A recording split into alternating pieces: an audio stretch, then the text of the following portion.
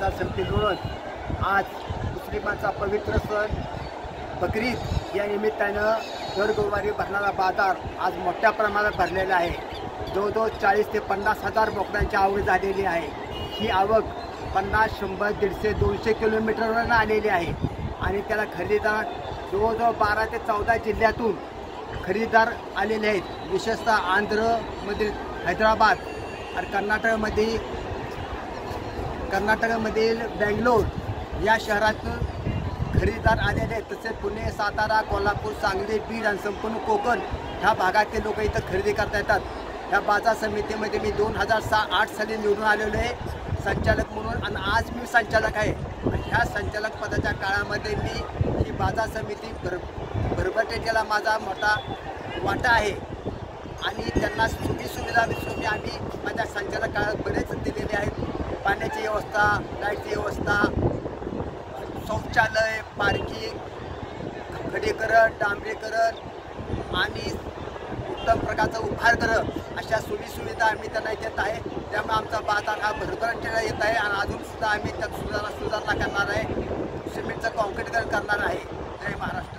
म्हणून बकरीद हा सण ओळखला जातो।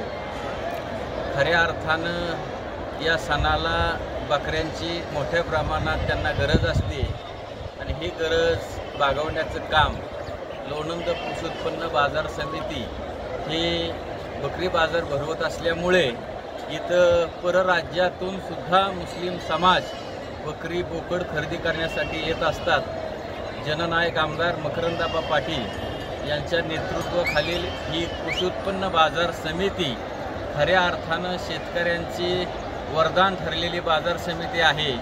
या बाजार समितीच्या माध्यमातून शेतकऱ्यांना, व्यापाऱ्यांना आणि खऱ्या अर्थानं बकरी बाजारामध्ये फ्लड लाईटी, पाण्याची सोय, खरेदीदार, विक्रेते या दोघांनाही मार्केट कमिटीच्या वतीनं सुविधा पुरवण्याचा प्रयत्न केलेला आहे।